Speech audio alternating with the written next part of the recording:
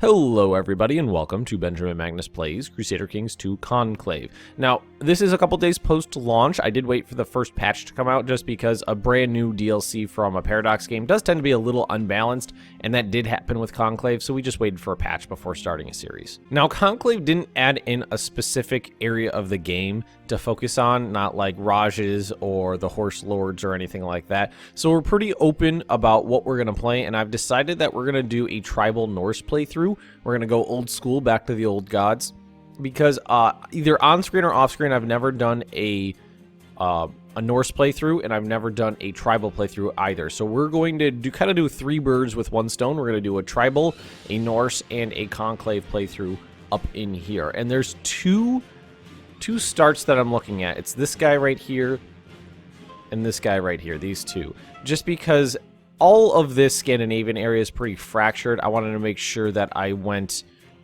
Norse and didn't go up here into like the Finnish or Sami lands, or Sami, however you want to say it. So, I don't know. And the other ones are just too fractured for me to really want to focus on. I've done this one before in a stream, so I think I'm going to go with this guy right here. Yeah, I think we're going to do this. So let's hop right in, and we are on Iron Man mode. Now, I have no idea how to pronounce this. After playing a lot of Hearts of Iron, I'm decent at pronouncing German names, but I'm not sure if Norse names are going to be pronounced under the same mechanics. I doubt it, but it looks like Jarvarder. Oh my god, that's gotta be wrong. Let's not even try that. Okay, so we're a Norse character, so we're definitely gonna pick a war focus. That's clear. That's an easy thing to focus on when you're a Norse character. We've got a pretty poor martial skill, but a decent stewardship. That's interesting. Very interesting. All right, so we need a focus. Become King of Sweden. Become Exalted. Paragon of Virtues. So this one is Piety. That's just prestige. And why don't we take the king one, because that will give us a casus belli. All right, yeah, let's do that. We'll press ducal claim on that little island right over there. Is that Gotland? Yeah, Gotland. My ruler is unmarried, so we're going to need to find him a decent wife, and we're definitely going to want to find a good martial character, although it doesn't look like there's too many to choose from at the moment. No. But, I mean, she's got good diplomacy, good martial, and good stewardship. I guess I'll have to settle for good. Would result in a non-aggression pact. Ooh, that's new. Never noticed that. That must be a new Conclave thing, that it tells you what's going to happen right there. All right, so we're going to marry her. It's going to cost me a little prestige, but I'll deal with it.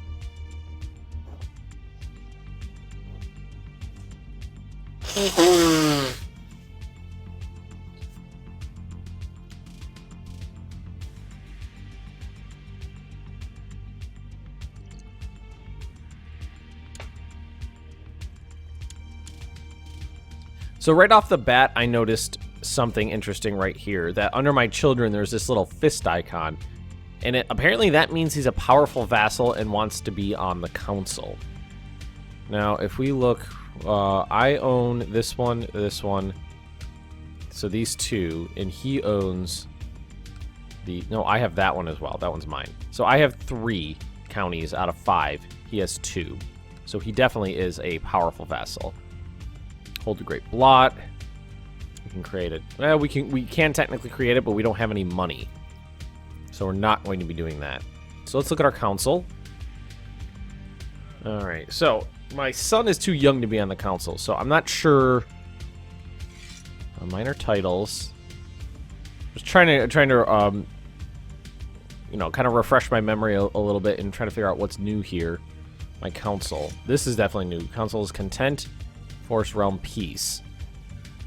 Enforcing realm peace will end all internal wars between your direct vassals. The peace will take effect 3 months after it's decreed. Keep your vassals from going too strong within your realm. Oh, okay, that's cool. Has not been blocked by favor. Has not been used in the last 10 years. Loyalists, pragmaticists, glory hounds, zealots, malcontents. Okay, so these are the different factions, I guess. Or what is it? It's not called factions, is it? Glory Hound. Always push for the realm to make prestigious acts for glory. A zealot. Let's bring religious subjects to the agenda. Okay, so they're all going to have their own kind of goals in life, and so there's going to be a lot more vassal management, I think, especially playing as a Norse character. Considering we are on, where is it? Elective. Well, we're on elective Gavelkind. That's not too bad. Germanic Jarldom. We can switch it to regular Gavelkind if we wanted, but we're not going to. And my son is the current nominee with 2 votes. Just me and him are voting. Okay, so let's get started here. So we're definitely going to need to be doing some raiding. And what I found is early on in Norse games, right down here in England is best, just because it's easy. Yes, it's everyone's concerned. Okay, prestige is super important, so we are going to go with that. Alrighty, so we're married. I know my prestige is in the negative now, which is really terrible, especially for a Norse character, because you use prestige for everything. Like, if we go over here, you can see use prestige for most of your construction instead of cash. And if I wanted to hold a great blot, I think it would cost me some money. 50 gold, is it 50? Yeah, you lose 50 gold for having a great blot, and I don't think I really need to right now. I'm really looking forward to playing this because I played a Norse character on a couple live streams, and it was really fun, like naming characters after people in the stream and seeing what happened with them. Like, a lot of people ended up, not a lot, but one person ended up becoming like a maimed cripple because I didn't like him and I pushed him off a balcony or something like that. One person got, I think at least 2 people got blotted for plotting against me. They got thrown in dungeon and saved up for a sacrifice.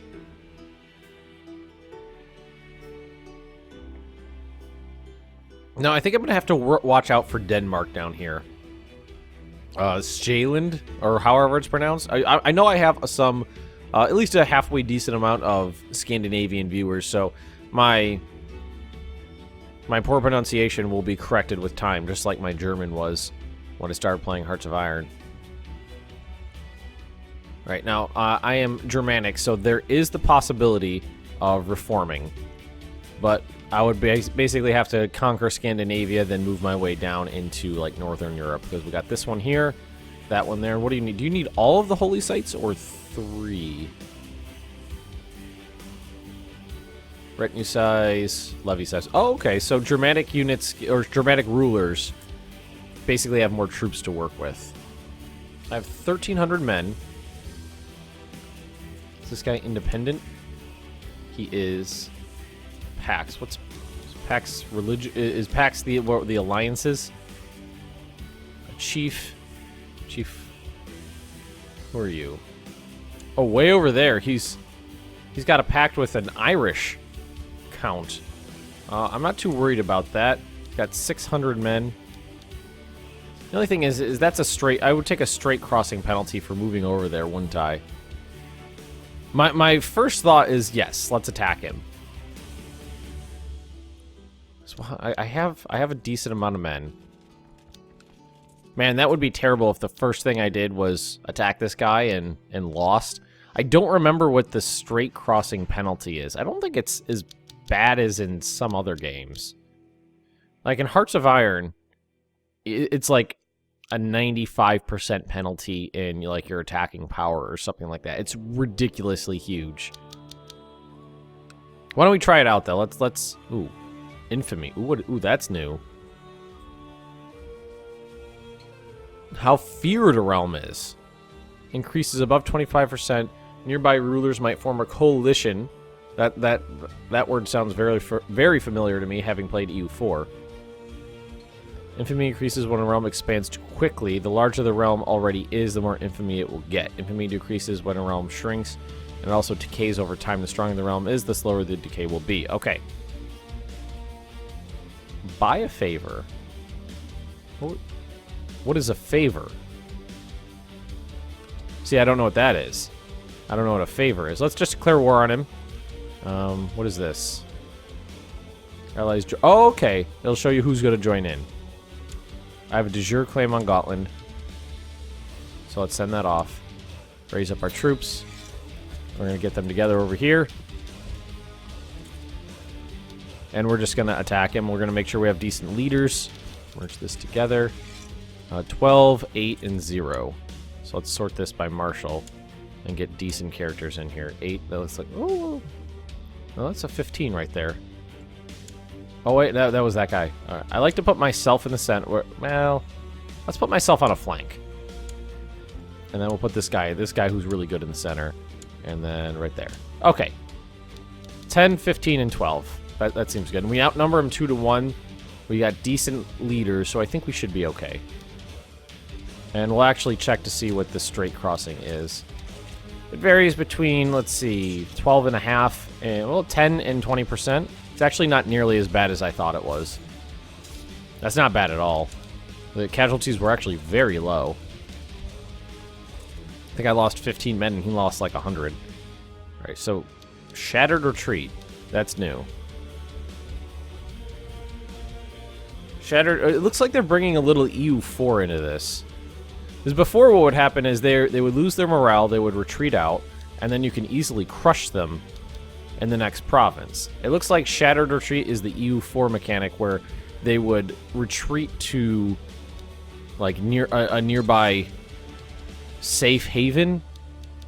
Yeah, it's definitely going to be more difficult to crush enemy armies now, which is not necessarily a bad thing. Before it was super easy to just destroy all of an enemy's troops in one great battle. And then the survivors would retreat to a province. They would get there, then immediately get set upon by the pursuing army. Yeah, I'm just going to have to chase this guy around. This seems a little ridiculous that the casualties are really low and I have to continuously chase this guy around. All right, see, where's he going to go this time? Oh, there he went. At least we caught him. 100 men left. 164. How many battles has this been now? Alright, he's going home. I think after this one, we'll just sit there and siege down his stuff. Who is that? Rebels? Ah, it's a revolt. The West Gradish. Is that what that said? West Geatish. Alright, now we're just going to siege this place down. Because he's only got 73 men left. So we'll just take it.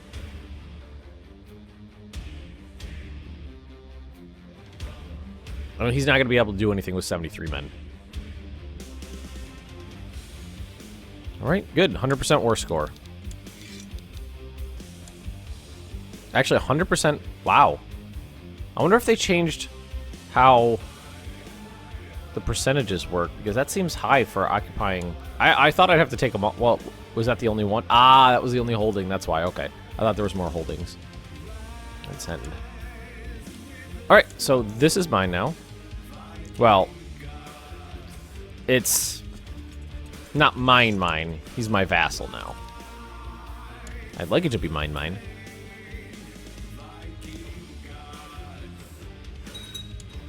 He's usurped the title. Is that my son?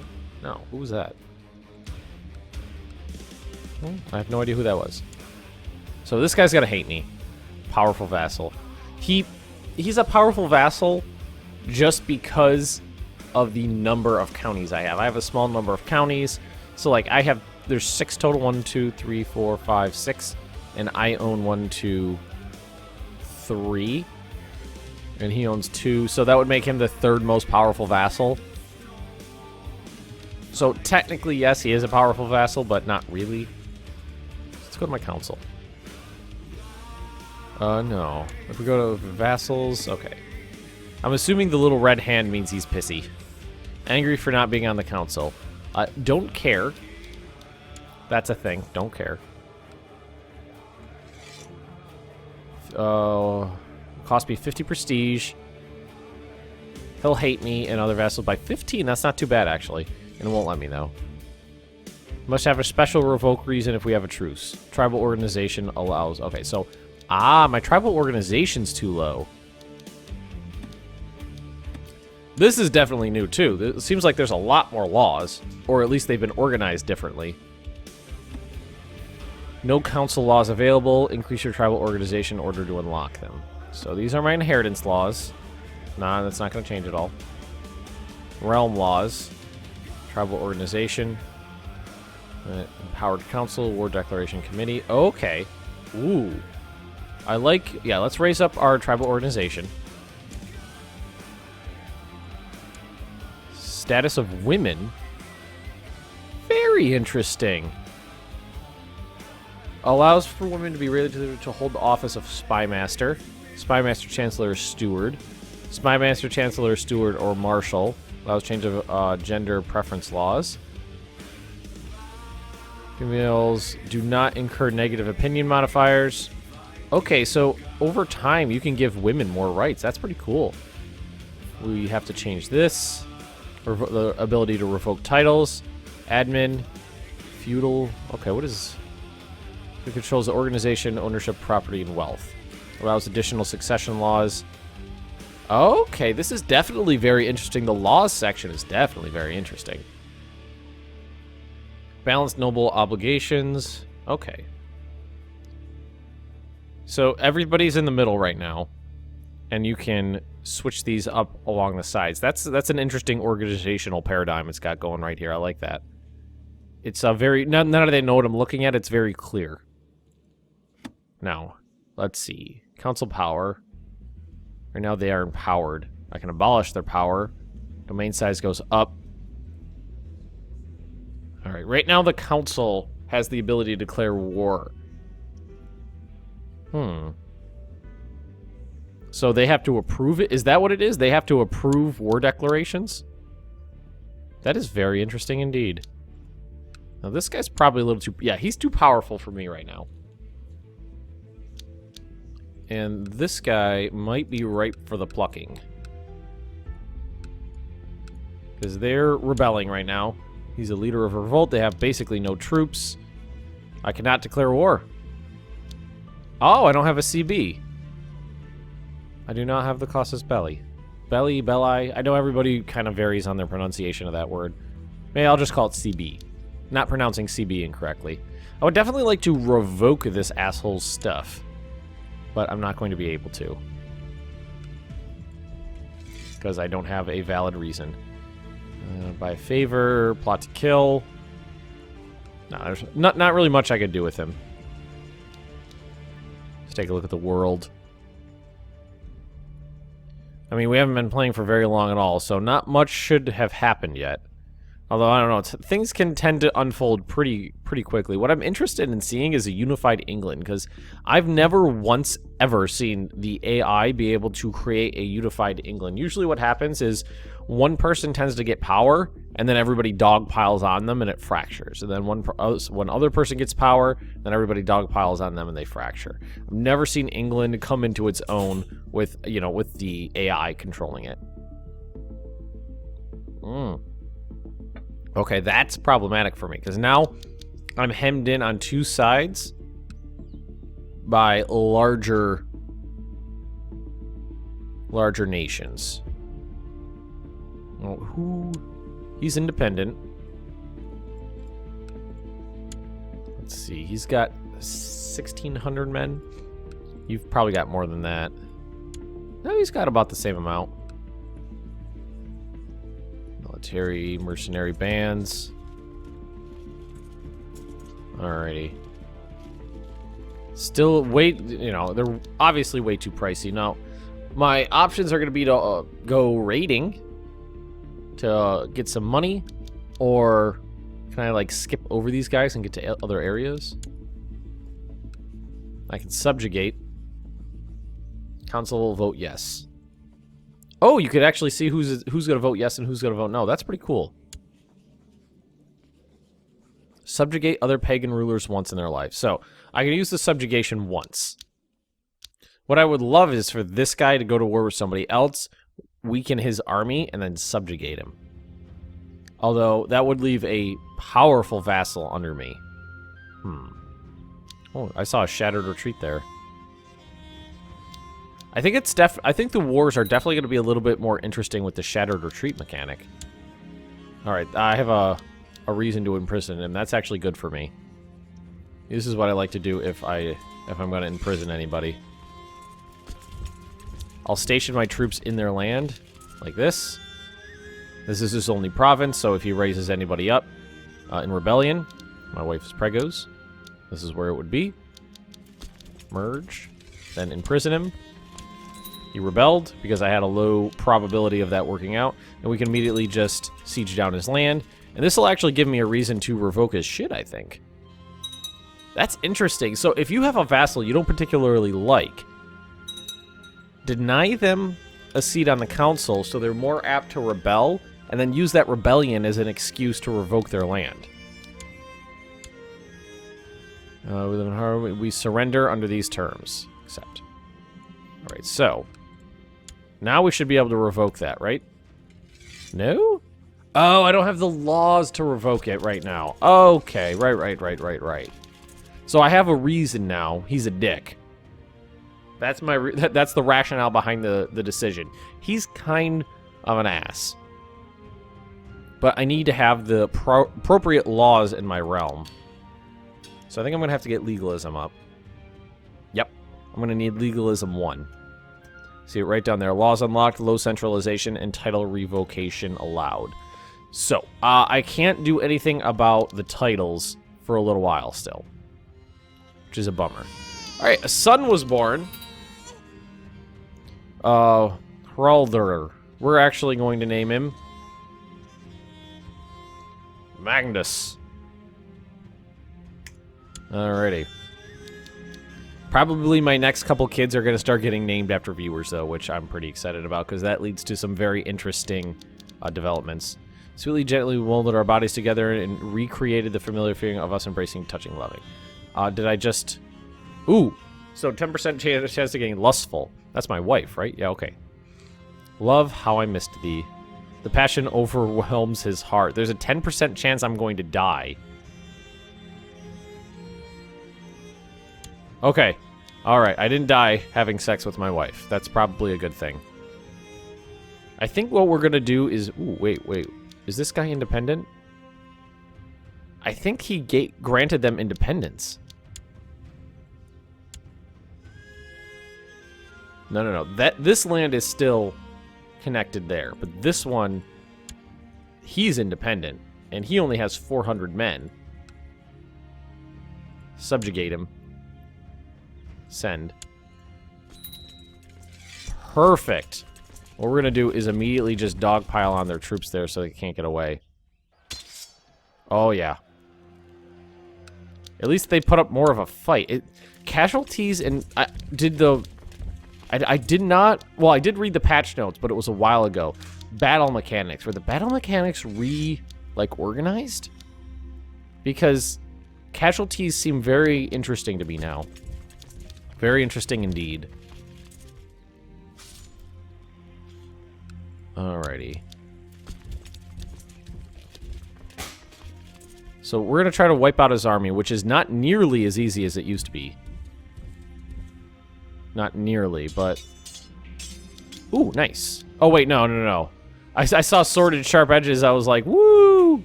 Inside my own castle. Craven. So I got Craven. I'm a weak man. I'm a Craven man. That's probably not a good thing for a Norse character. That's actually definitely not a good thing for a Norse character. This is the only time I've had a Norse character that didn't have, like, an amazing martial skill. He's just, it's okay at best, and actually right now it's probably down a little bit. Yeah, 10. So it's okay, not great.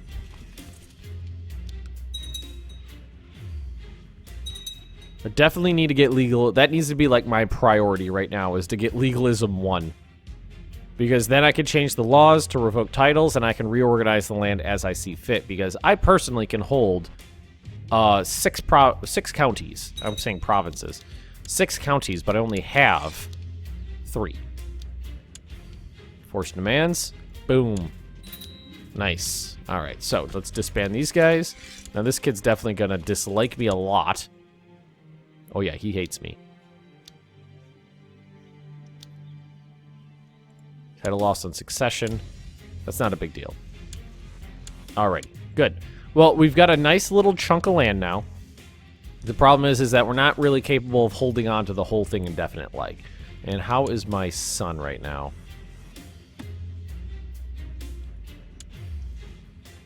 Let's Let's see. Idolizer.